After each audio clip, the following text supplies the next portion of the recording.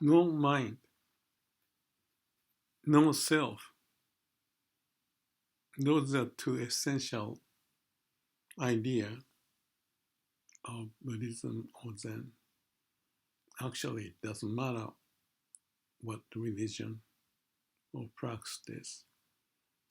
The idea of no mind is to not depend on the mind and find the wisdom and compassion from deep within.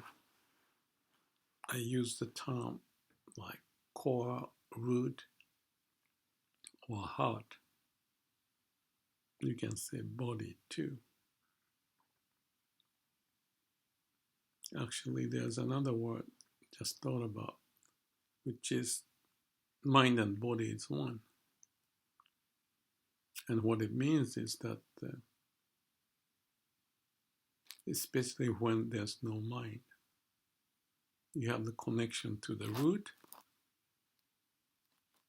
and that means mind and body is one, because out of the root comes out, it's like a branches, trunk, ideas, and that is aligned to the way from the core, which is the laws of universe, the essential part of what's going on in the universe and how it manifests is through the laws of universe. And therefore, if we can connect to that, everything is aligned. And when there's no mind, it just comes out as a form of wisdom, compassion, awakening. You can say enlightenment. It may not be always so, as us being impermanent or being human. Therefore, we have this word, no mind. Clear up your mind, calm and quiet, state of samadhi. So that idea of Shila Samadhi Panya, right conduct, have a calm and quiet mind, bringing out the wisdom or insight, is also pointing the same aspect of Buddha's teaching, which I think is more universal, but for the sake of identity or easiness by word, Buddhism or Zen is a way to emphasize that. Zen means simply pointing.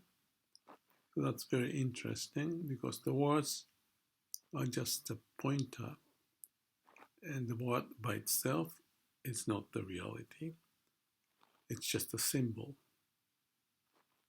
Using the logic and word, we try to communicate the essence of life and the laws of universe, which is not easy to describe, and it's functioning all the time. So to know that requires awakening, away from depending on the words and logic and the mind. Let the mind just be, or you being empty, not having weight on the word, but word being symbol, we are to connect to the root. That's the essence. And when you have the connection, as in the case of Buddha's awakening, that's what happened. He meditated, I don't know how long, but one day in the morning, looking up the eastern sky, and there's a Venus or some kind of a bright star. And when he saw that, his being empty, the light penetrated through into his being, and that's triggered the awakening. And with that, he was elated, or I have my own experience, maybe not to the degree of Buddha, but in my case, the internal energy coming up, welling up from the root maybe root chakra, and my whole body was shaking and exploding, so to speak. And I said, it's like having sex with the universe, because the energy is so strong that my penis got erected. Leave that story alone. The whole point is this awakening, clean up. And what it clean up is delusion and the source of delusion. And you cannot totally clean up, but in my case, I felt cleaned up for the next 10 days, 2 weeks. I was like floating up in the air, and the blissful sense lasted for such a long time. But I knew that the corruption or cleanup may not take place totally. It's possible, and our habitual bad negative pattern may come back. So I was prepared for that, and therefore it's the same story that you need to clean up the dust on the floor. It's a Zen practice of cleaning up, organizing, tidying up, not just externally but internally. So that's the story or the idea of mushin or no mind. And when there's that thought of no mind, which is no mind, there's no thought, there's no identity as you are, because identity of who you are is just a concept. And the concept is to bring out the story that we can communicate with each other, because I'm Kyo or whatever the name, and you are whatever the name, and we can identify and communicate without saying that any other, word or the concept, that we can communicate. So that's the benefit of us being human, to have the words and logic. But if you think that's everything, instead of just the mechanism of communication and the way to discuss the truth of whatever, there is the food out there, where, that direction, how you get there, right and left, up and down, then you find it. Let me try it. And he find it, or he may not find it. The same about the concept, but it's awakening. It's so and so, you go this and this, and you get there, you find it. And there's a mushin or no mind, and there's a shila samadhi, and the panya, the wisdom pop up. And if you follow this step, you can do that. But in reality, the word doesn't carry the actual practice of it. So that's the limitation of words and logic, the mind. Mind is essentially not the reality. It's just a fakeness that it has on its own, but it's convenient to communicate. So that's how we got this going. And animals don't communicate through word, but intuition. Maybe the way they look, the atmosphere, whatever, and the intuition they learn from being without mind, without self. So they are truly connected to the root, except they cannot express themselves. So they are in the Garden of Eden. We got kicked out of Garden of Eden because we lost the touch with that sense of oneness with the law of the universe, living in the garden. So we think in our brain. That causes the problem of delusion and suffering, psychological. And the result is, interestingly, after we developed the use of words and logic so many years, about 3,000 years ago, a little more than 2,500 years ago, or somewhere around there, including Jesus Christ or Buddha or Lao Tzu and many others, start to realize Socrates, perhaps, and they had the connection to the root, the behavior indicate the wisdom, because wisdom is going beyond the conventional way of using our mind to point something. And when we hear someone saying wisdom, wise word, something resonates, and they go, aha, this person get a profound idea of what is to be. So they become the leader and left with the Bible or sutta, any report, and not them but someone else write for them, like a Plato for Socrates, because they just lived from that space without even trying to explain, but the people listened to found the wisdom, so they wrote, like in the Bible in Christianity. In the case of Zen, there are many people who are considered as wise, and there's a lineage and a group of people, like a Dogen or even not in Zen, but Shinran and a bunch of others in Buddhism. So they have an interpretation of that thought of Buddha, and that is their word. Again, that's fake, but pointing something. And when we study it, so it doesn't have to be Zen, but maybe the Allah's word or the whoever, and sometimes poet or perhaps Shakespeare or Goethe, some of those may bridge the gap of our not being able to see, but connecting to that source of wisdom from their poetry or the play or whatever. So Zen is just a summary. Many people left the word, and the koan, for example, is just small pieces about those saying, the event. And if you get the sense out of that many, not just in Zen or Buddhism, but in other religion, essence of it, there's something common because they're all connected to the root. That's what I see. And then the idea of the no mind is like not pushing your self-centeredness and letting things happen so that you can connect to the root.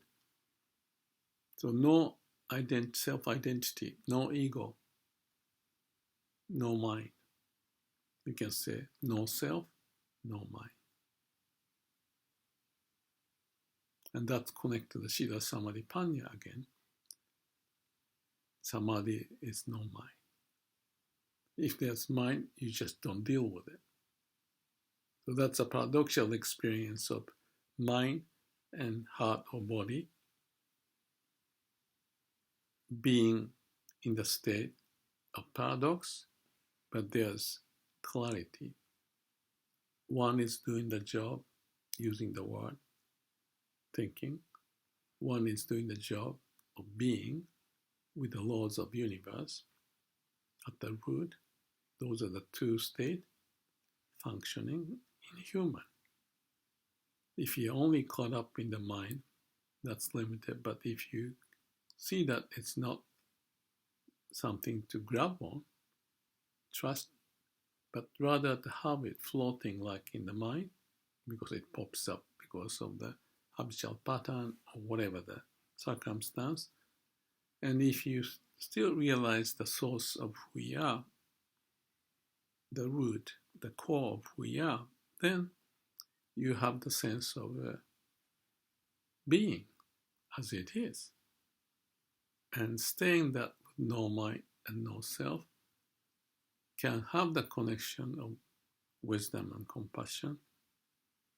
And that's the point of this no mind story that I want to share, which connects to the no self story, which I say is observed in many people, and those are the reasons of those people's words are left for us to digest. And if we can see through many of them across the religion with your experiential wisdom, not just conceptual discussion at the mind level, to this is right and wrong and whatever, but connected the root, knowing the paradoxical situation, but be calm, not upset, just be, is the state of, you may say, nirvana, or you can say it's just like you are back in the Garden of Eden, harmony, the nature as it is, and bring that in our life so that we can have no suffering, or the delusionary thought is seen as delusionally like a floating up in the air, like a cloud, by not touching, but being aware of it. It's like anger. For whatever reason that you get upset, your self-identity, the habitual pattern pops up, and then the anger. Why is it so? Why it's not so? I go through that. But then, wait a minute. That's this floating cloud in the mind. So you stay 90 seconds. That's the rule. I heard from someone that the hormone initiating those catching of the grabbing of the anger, self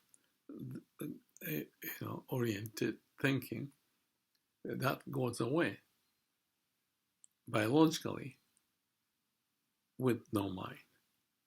Thought pop up, let go. That's the moment of mini awakening, you call it. Not the big awakening, is more connecting to the root of those, source of the delusion to be pulled away from you. Actually, there's a Zen word for that, makumoso, not be connected or dwell on the delusion. That's what it means. So that's the principle, which is connected to no mind, which is connected to no self, or not having ego, or even realizing the ego habit popping up, you let go of it and be empty-minded, which sounds kind of stupid, but it's kind of like ignorance is bliss. Not paying attention, you go back to the source of who you are connected, and there's that liveliness that can come up, sometimes explosive liveliness, like an awakening, or a mini awakening, or wisdom, or compassion, whatever form it may take at the state, depending upon the setting. And we may be successful, learn more about how to process it, or we may not know at all, to struggle in the mind. And that usually is the way why people get into spirituality or religion. It is structurally the way we are built like that. And that's the saga or dharma, you call it, not dharma, karma, that happened because of the way of our evolution. But there's a way out of it, to be clear, happy, and be